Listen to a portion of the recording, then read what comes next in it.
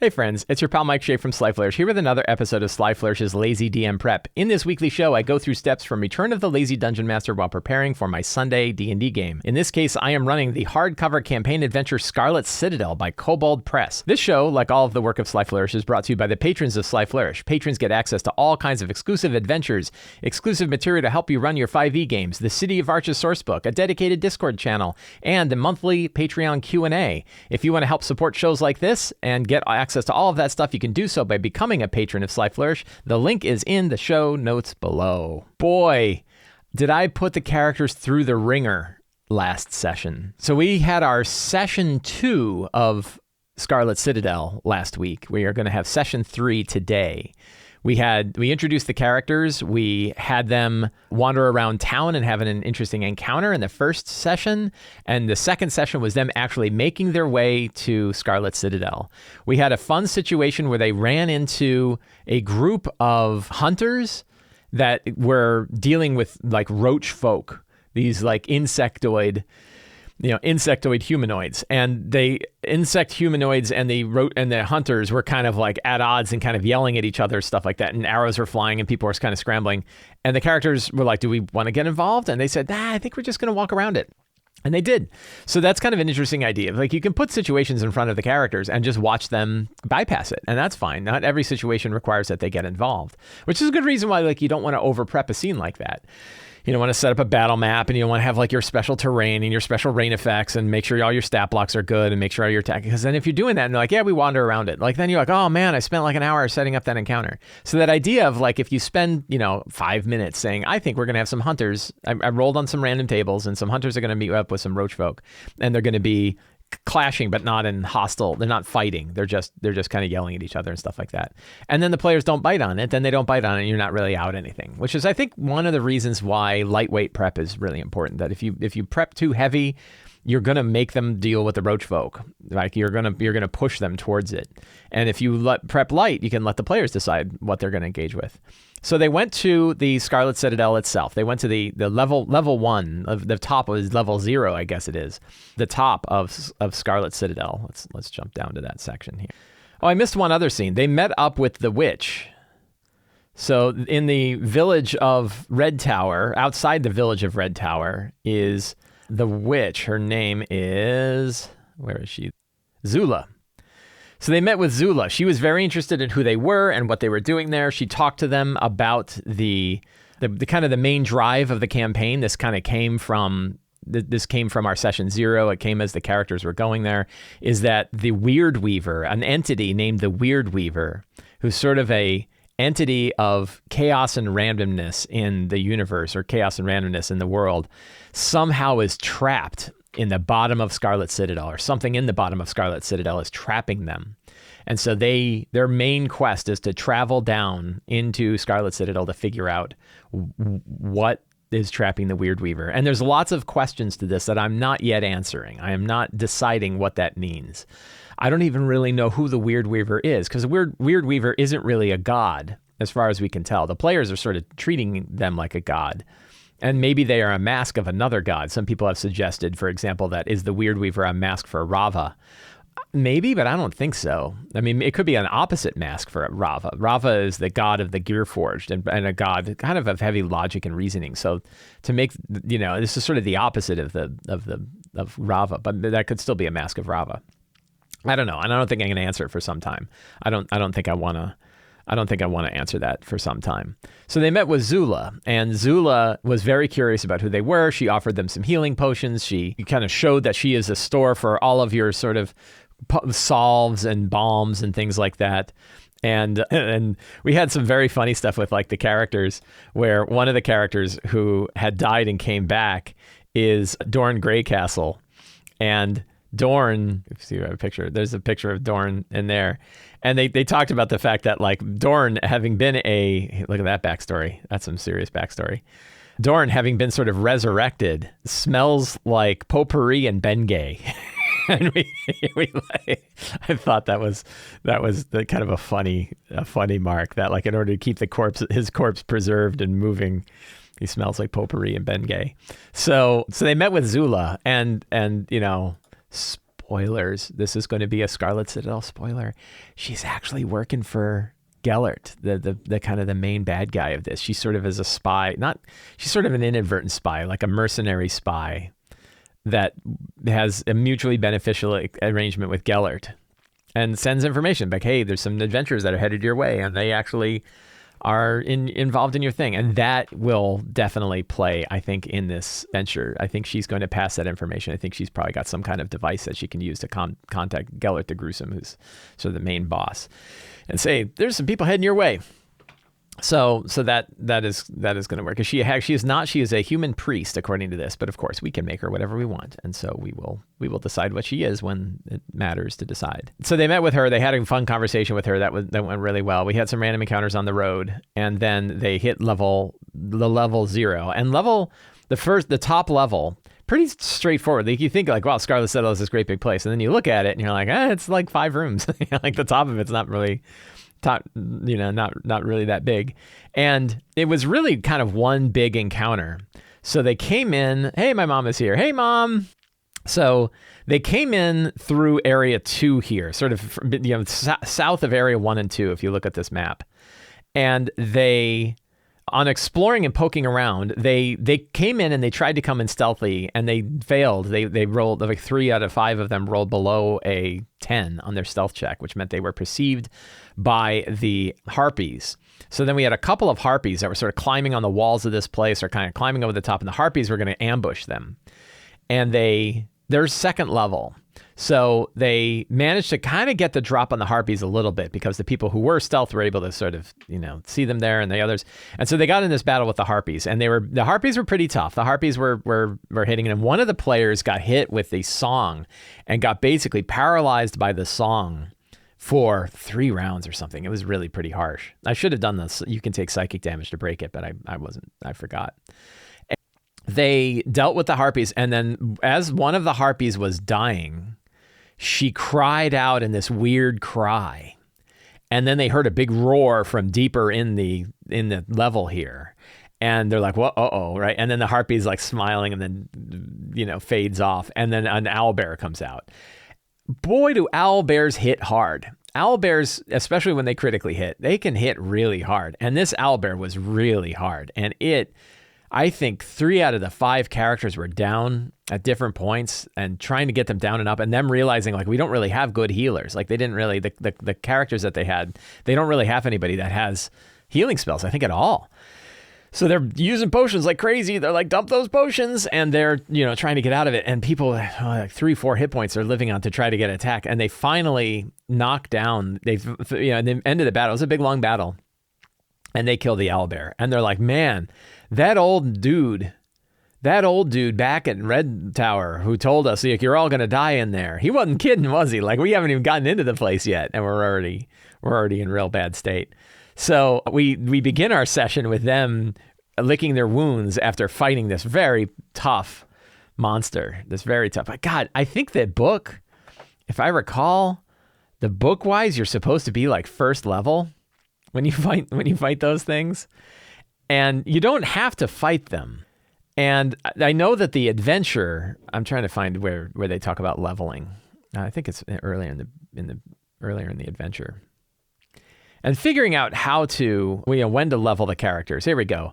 So the Ruined Citadel, dungeon level, Ruined Citadel, and Dungeon and Crypt are intended for first and second level characters. You are not going to throw, you can, but like, if you set up a situation where the characters are going to face the owlbear in combat, and they're going to die, it's going to be very bad for them. So I'm not unhappy that I leveled them to second, because at least they're not going to get killed. And it's very clear, like, hey, it's very dangerous. But first level is really, really dangerous. So yeah, so you definitely want to be careful. You definitely want to be careful with dropping with first level characters at that. And you could have first level characters see that there's an owlbear there, but you probably don't. You as a DM probably don't want a situation where they don't have an opportunity to get around the owlbear or sneak around the owlbear, or do something that isn't fighting it. Because if they ever get into a situation where they're fighting the owlbear and it wasn't really their fault, they're just going to get killed. And is that really fun? Maybe some people are real excited about fighting an owlbear and dying. I don't know. Second level was a good situation for the owlbear, but it was really, really hard. So that is where we start today's session. So we will start off by generating a new session planning template today. Again, we, as always, we are using Notion to do our campaign planning. If you want to learn more about how to use Notion for campaign planning, there are links in the show notes where you can learn all about how I use Notion to do lazy D&D campaign building. But I'm a big fan. So today is 23 October, Sunday, Scarlet Citadel. We begin today by taking a look at our characters. First thing we want to do is take a look at the characters and try to see, are there any hooks or draws or interesting things that we can draw from the characters and their backstories and their stuff that we can work their way into secrets and clues or work their way into some of the other prep. We try to put the characters first in our minds to make us consider what parts of our prep are gonna connect to those characters. So we have Dorn Greycastle. Dorn is a shade fighter, former adventurer, and he died and was resurrected here. And Mez, Runeseleth, named Mez, currently a Frost Elf fighter, kind of cared for the body and then found that Dorn had been brought back. And that Dorn's body is actually the body of another person. And I can't remember if we named who that person was. I should keep she died and came back. I'm gonna have to remember what was the name. So was the name of the person Dorn used to be? It's a question I need to answer, and the players could probably help me out. But because there's now a whole other backstory, which is the backstory of the person that Dorn used to be, and I think we decided that it was like an herbalist themselves. They were a potter, and their name was Potter. So who they used to be, Potter was their name, and they were a potter. And Zula actually had a pot that Potter the Potter had actually made, and was like, "You're not who you were before, are you?" And that was kind of how I drew in the fact that Dorn was this other person, had this other life, and Dorn is like, I don't want to talk about Potter. Potter's gone. I'm Dorn, right? And so he gets on every time people bring up the other person he used to be. It kind of throws him off, and that's kind of a fun little character thing. We have Garble. Garble is played by Pat. Garble is a mushroom folk rogue and is looking for a new place for their home. Looking for a new place for the home of the mushroom folk. They're looking for a new place to kind of settle down, and they think that might exist down there in Scarlet Citadel. My friend Jay now has a character, Sir Bartholomew. Gearforge. I love Gearforge. And that Gearforge are also fun because they are also sort of souls of the dead that have been brought back. So it goes by Bart. And Bart is a Gearforged bard. Train skills, we'll fill this out while we're looking at it, wow, look at all those trained skills. History, insight, investigation, medicine. History, insight, investigation, medicine. Perception, performance, persuasion. Perception, performance, persuasion. Good. And we have 13, 13, 13 for the passives. And languages, machine speak, and some others. So we'll put machine speak in there. And background is a diplomat. So I think we're going to find out more about Bart in today's session. I'm not gonna dive. I don't know if he does have a big background. Ancient bard clockwork construct named Sir Bartholomew, whose soul gem is a former war general and diplomat, a Renaissance man. He played a Renaissance man before. Love of wine, culture, music, and history. So why don't we, what we'll do is we'll pull this out of the sheet. Ancient clockwork construct named Sir Bartholomew, whose soul gem is a former war general and diplomat, a Renaissance man of sorts, love of music, love wine, music, culture, history. Brought up with Zobek and aristocracy. Ooh, yikes. Following his dad's footsteps as a military officer, rising through the ranks of various campaigns to achieve the rank of general. He stepped down upon his father's death to manage the estate, living in prestige and wealth as a diplomat for Zobek. Upon his death, he paid a clockwork wizard to have his consciousness transferred to his soul gem and live as a construct. Over the many years following, he served as an various professor in war tactics, took several hobbies. This is pretty cool. So we're going to learn about him today. Jay, the player, this will be his first session back. Let's see if we can take the old notes and put those, archive those. So that is Bart, Sir Bartholomew. We have Malarkey Jones. Malarkey is a tiefling warlock. Malarkey is the one who learned that Skrink is the one that learned about that the Weird Weaver was trapped down below. And Malarkey is a warlock who is a follower of the Weird Weaver and just rolled a die and through the dice roll got connected with Skrink Skibbers and started saying, I'm going to follow Skrink around and see where it goes. So that was kind of fun. And then we have Mez. Mez is played by Sharon, a Frost Elf fighter who is a perfumier, and that's hard to pronounce. Deals with perfumes, perfumier. I'm going to say perfumier. Who wants to bring the dead into the next life, who wants to kind of transfer the dead to the next life, as does Zula. So there's a connection there between Mez and Zula. Parfumier. Thank you, G Blaster. So that is that. So the strong start, what can happen? What can start this adventure off? One thought is that I wonder, we could talk to Jay about Bart and say, is it possible that Bart is found, almost like C-3PO, found in pieces among the owlbear's stuff, and they sort of build Bart back together, and then they have this Gearforge person. I'm gonna bring that up because I think that might be a good way to bring in a new character. And kind of gets things started, and it also ties into the owlbear's nest. Rebuilding Bart from the remains of the owlbear's nest. I do not want to drop in just another fight. I don't think that's great. I might have an NPC that they meet here who can tell them a little bit, like someone who escaped from level 1, because their next step is kind of heading down to level 1. And I want to have them learn about the jailer. I want somebody that can help them. I want somebody that's basically going to give them a quest to kill the jailer, to eliminate the jailer. So I think that might be fun. So let's whip up an NPC. Tisha, a cautious, chaotic, good halfling commoner wearing a green tunic. That's not bad. So we'll have an NPC, and we'll say meeting Letitia, an escaped commoner who wants the jailer killed. So I think that way we have a character who can act as a good vehicle for secrets and clues. It's also, most importantly, I want to establish a quest. And the quest I want to establish is you have to kill the jailer. And when you kill the jailer, you'll hit 3rd level.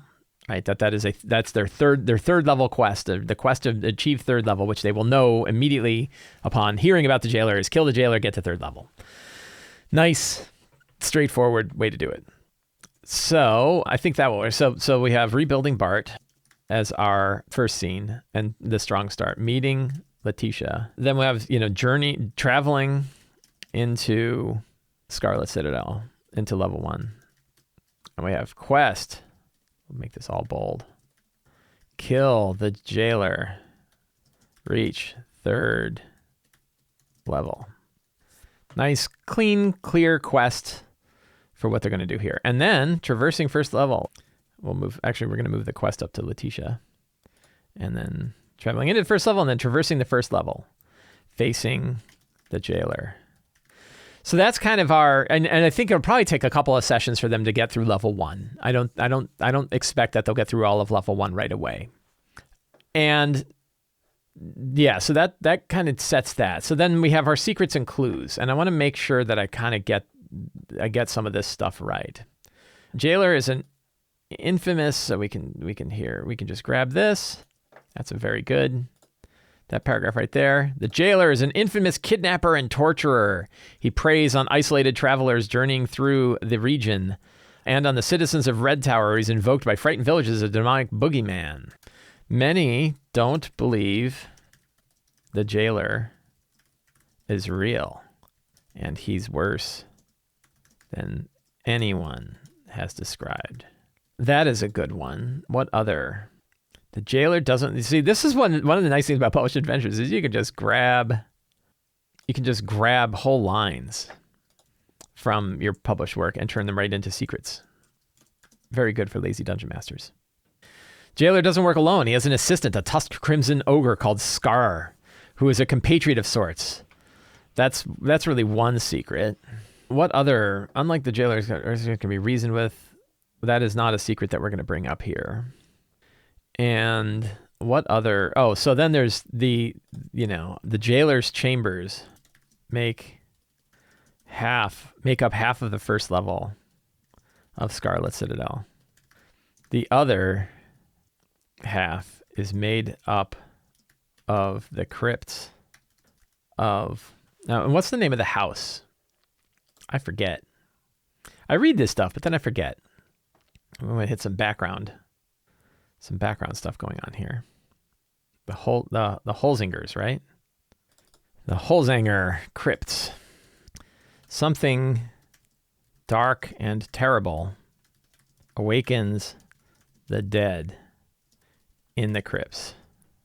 Even the jailer and his followers don't go into that part of the crypts.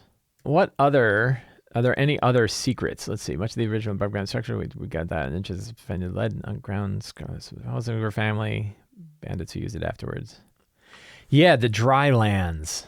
So this is where we can, I'm excited about this. Let's see what Google has to say. Warlock's Apprentice, the dry lands. There's enough of a description here. Wolfgang Bauer wrote it. Drylands, the place of Mott, dark god of the undead. By comparison, Evermaw, the plane of the dark god Mott, and equally notorious fellow gods. Okay, let's grab this section here. I love this idea of learning more about a other world, also known as Evermaw. The plane of the dark god Mott, and equally notorious Vardazane and Anu Akama, follow gods. Notable for its silence, a place of enormous desert of bones, dunes of dust, and rivers of blood and tears. These are the dry lands. The plane where life extends past its appointed span, where fate itself is thwarted with regularity, and where liches, vampires, and ghouls gather in enormous number to praise their patron, and the font of vileness, to cheat death, to praise their protections against a certain voyage into the hells, and the joy of the strength of God. That is sweet. So Evermaw, let's see if Midgard has Evermaw. There's one. Evermaw, the plane of undeath. Here we go.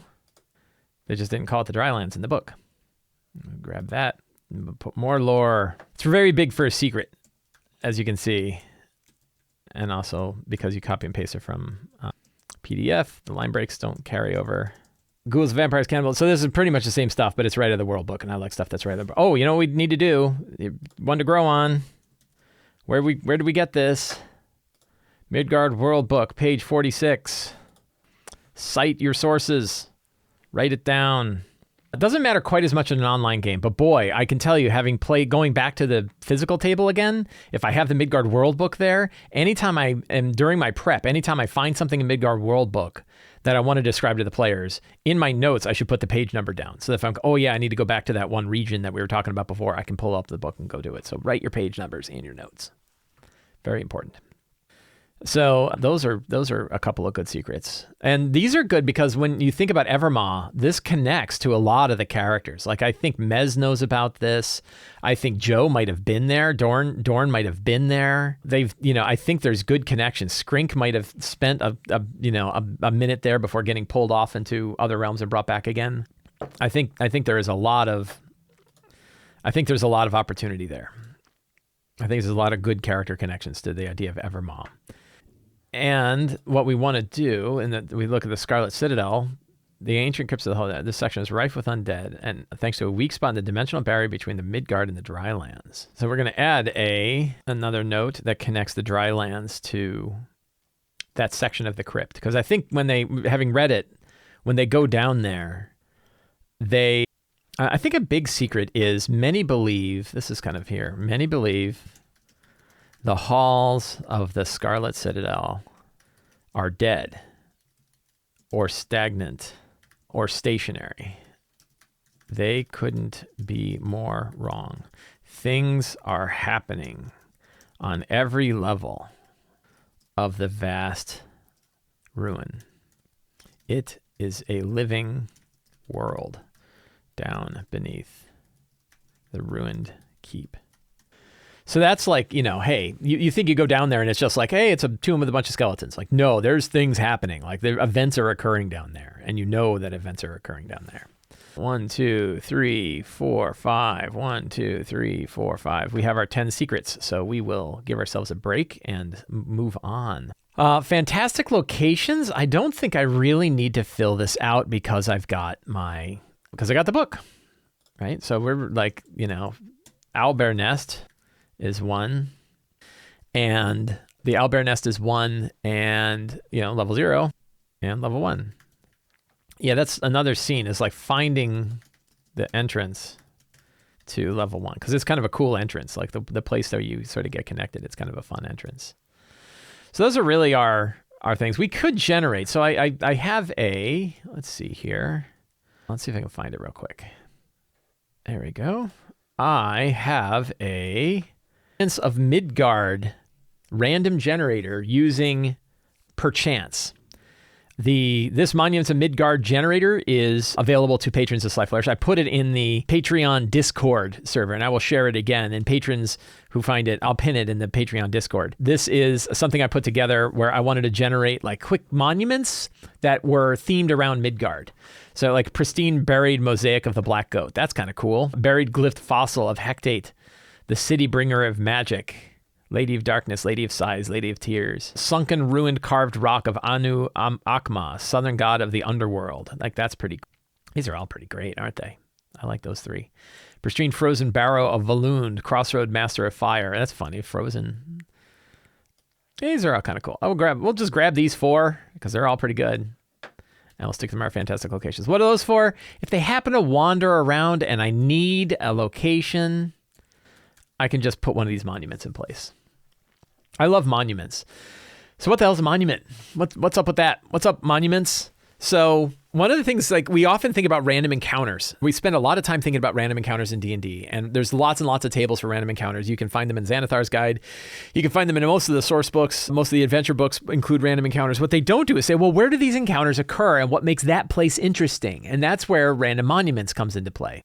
And the random monument, the advantage of a random monument is it gives you a setting. It's like, imagine what the background of your scene in a play looks like. What's in this place? And the Lazy DM's Companion has a monument generator. We can pull that up. We can take a quick look at that. Lazy DM's Companion, my most recent book, has a right in the beginning. In fact, you can get these for free because they're in the preview. So if you go to the Sly Flourish store, show notes, link in the show notes, and you go to the Lazy DM's Companion book, you can find the preview that has these tables in it.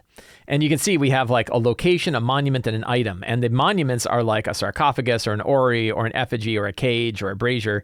And then you have like a smoky one or a ruined one. You could actually roll multiple times on these tables. You could have a smoky, oozing, ruined, monstrous skull. So you can roll multiple times, even on the same table, to generate, not infinite exactly, but a lot. Millions of different combinations of these things, and that can be your setting. So then the other thing I do is say, okay, so you have your radiant ruined throne, but so what? What's the connection there? So you can also connect it to the lore of the world you're running. So what I did is I went through all of the gods and all of the cults that exist in Midgard that I could find between the Midgard World Book and the secret cult, demon cults and secret societies. And I put those in the generator, big list of those in the generator, so that instead of just having a sunken, ruined, carved rock, it is a sunken, ruined, carved rock of Anu Akma. It is a floating, colossal standing stones of Boreas, the devouring wind, that's really great, right? Colossal standing stones of Boreas, the devouring wind. So you're connecting it to a specific piece of lore from the world that gives the characters an opportunity to understand more about this lore, to tell the players, teach the players more about what's going on in the world, help you. Glowing, foggy tree of the Black Goat. Like, is that not cool, right? That's pretty cool. So these aren't built on exactly the same monument tables that are in the Companion, but the Companion, because I think this one actually has more, because you can do more than 20. But you can build these just by rolling on these. And if you have your own homebrew world, you can connect them to your homebrew world by writing down your list of like, who are the major factions, who are the major gods, who are the major societies, who are the major, whatever, history, groups in history, put them in that list and then add them to your thing so that when they go to a location, and this is like, oh, that's the old watchtower of Amanthul, right? From Lord of the Rings. Well, who the hell is that? Oh, it's this old watchtower where these things took place. And there's all this lore that's connected to it, right? They're just going to stay there. You would not care. How many other watchtowers are there? There isn't this like diatribe in the beginning, like, let's tell you about Amon Thul, right? And you're like, I'm so bored, right? No, it's instead characters are moving to the tower. They're resting for the tower in the night. What is this tower? Oh, this is the old watchtower of Amon Thul, right? We call it Weathertop now, but it used to be called Amon Thul. It was connected to whatever, the elves or something like that. So this is your way to build places like the Tower of Amon Thul. And you can do it in a chamber. It can also be like something that they run into while they're wandering through the woods. It can be anything like that. Now, the one trick is like for Scarlet Citadel, they're going to be going back and forth between Red Tower and this place pretty often. They're probably going to follow the same path. So I might say, like, do you want to take a different path? And if they follow a different path, they might find another one of these things. Or they might just take the well-trod path. I don't know. But they're not going to have a different monument every time. So you might find one interesting monument that they find along the path and say, you know, this is oh yeah, we're going back to that weird mosaic of the black goat, right? That we kept running into. Or that glyphed fossil of Hecate. Or the sunken ruined carved rock of Anu Akma, right? Something like that. So neat stuff. So we got some fantastic locations. How are we doing so far? We've reviewed our characters. We have our strong start. We have our scenes. We have our secrets and clues. We have our fantastic locations. We have one NPC. There's a couple of others. So, and we can just sort of jot their names down. And we might, let's see, that's level, let's go to, are these linked? They're not linked. Oh, sad. There are a few NPCs that they will run into in the chapter. It's not critical that we mark everyone because, again, they're in the book. But it may not hurt to have some, to jot them down a little bit. We have our one, they're going to meet one of the victims that escaped. I don't think there's anybody in the oubliette. Somebody correct my pronunciation of oubliette. We have the jailer, of course.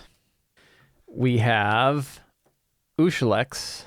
I think we're going to learn more about them. There's the jailer. Look at him. He's badass. We're going to grab a snapshot of him. And we're going to make a page for Dungeon Torturer of the Scarlet Citadel. Is Scar the name of his? We have Barrett. Barrett the Redheart. I don't have to put too much info about these people because like I have the book in front of me, so I'm going to see where this stuff goes, but I might add it to my lists if they start to connect more to these characters. Then you want to make an NPC card for them. I'm over prepping a little bit right now. Who is Kagath Z? Oh, these are characters from the next level down. And I don't know if they might learn a little bit about this. We'll see. I'm not going to, again, don't want to over prep. I've got a book. I've got the whole campaign book in front of me. So we got some cool pictures here. Other people that are prisoners. And these prisoners are this is probably an important secret to keep up because they could learn it from their other one, that there are other people have been captured down there. Dugan and Ikban and a knight.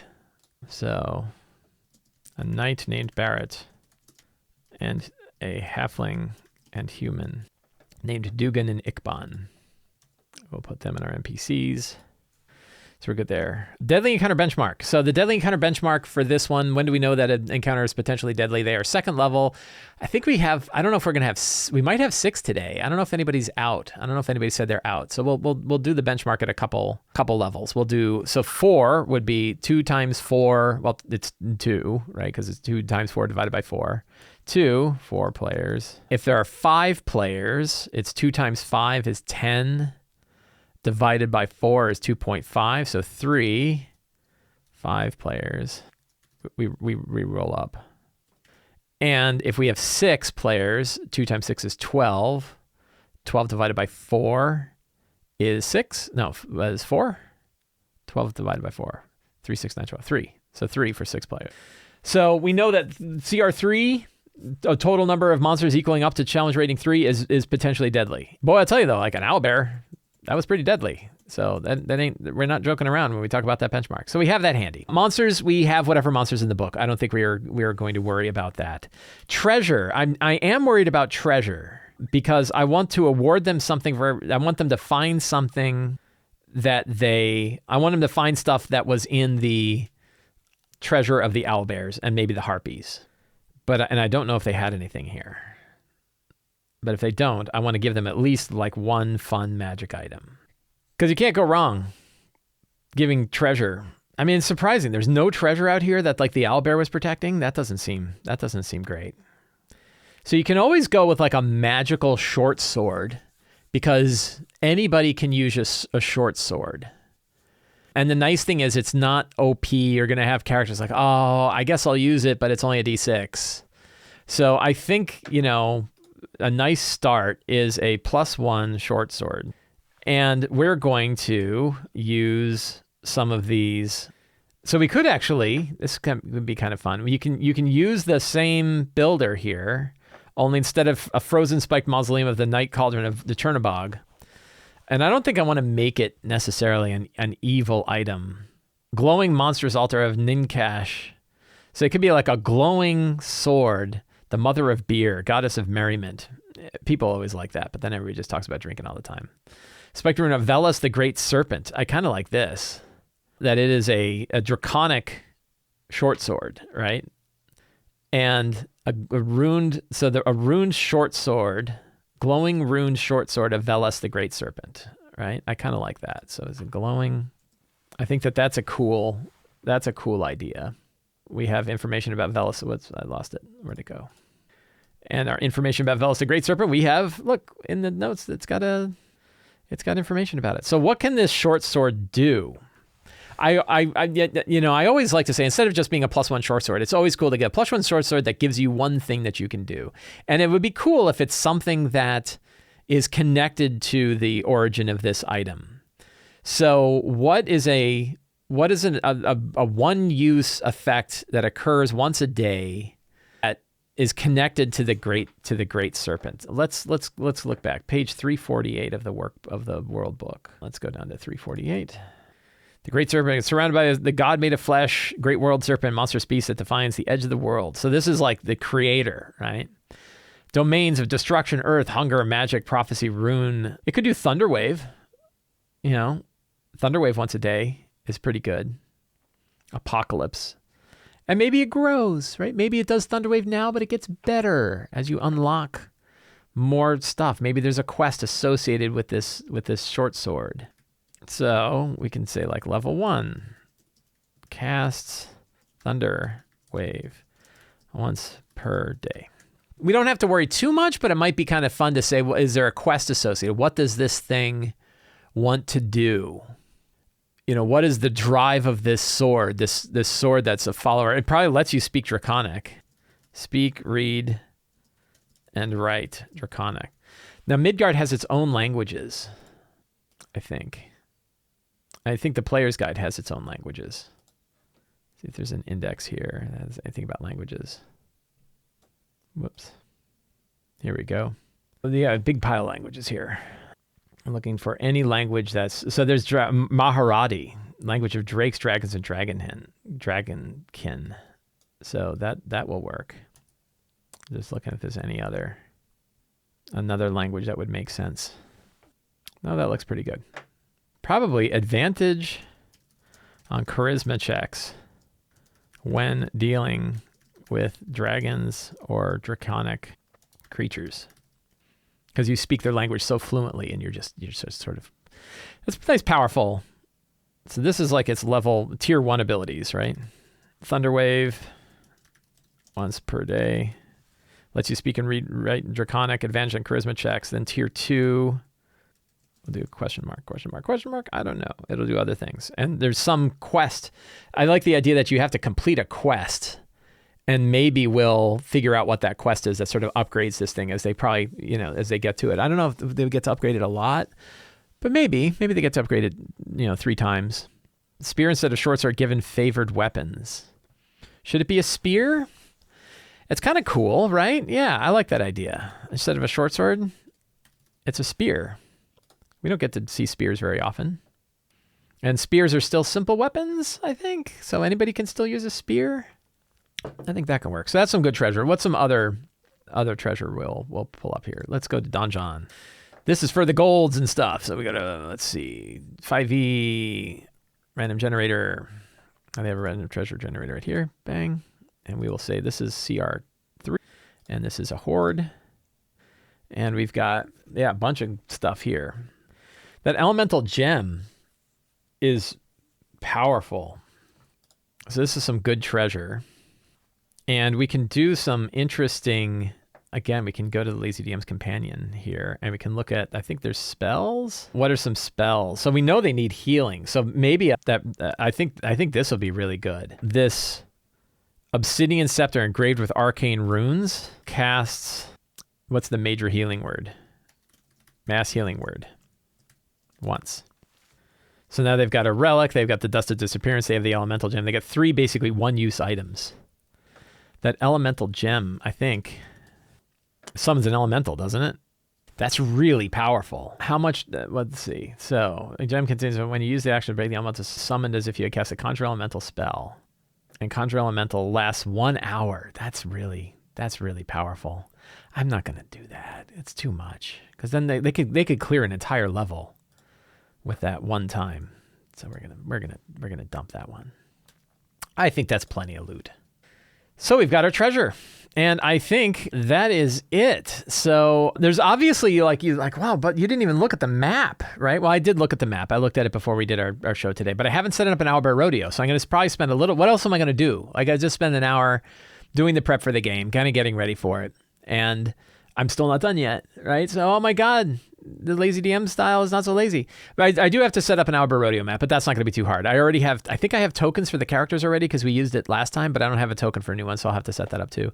But it's pretty straightforward. But the rest of this is pretty good. I feel confident. I feel secure. I feel ready to run this. And I also think I prepped a lot of stuff here that's probably going to carry over to the next session too, because I did a lot of like what's going on level 1, and level 1's pretty big. So I think we're all set. So I hope you enjoyed this show. If you did, you can help me out. Subscribe to the Sly Flourish newsletter. You get a weekly D&D related article sent directly to your inbox for free, along with a free adventure generator PDF to help you kind of fill in dungeons like this. You can pick up any of my books at the Sly Flourish bookstore. The link is in the show notes. You can pick up the Return of the Lazy Dungeon Master, the Lazy DM's Companion, and the Lazy DM's Workbook in beautiful offset printed versions. You can get them shipped right to your home. Check that out in the show notes below. You can also become a patron of Sly Flourish. Patrons, as I mentioned earlier, get access to all kinds of exclusive freebies. Some of the stuff I was using today, they'll get for free. Lots of different rewards that you get for becoming a patron of Sly Flourish. But also, most important, you help me put on shows like this. So to the patrons, thank you so much. Hope you enjoyed the show. Have a great day, and get out there and play some D&D.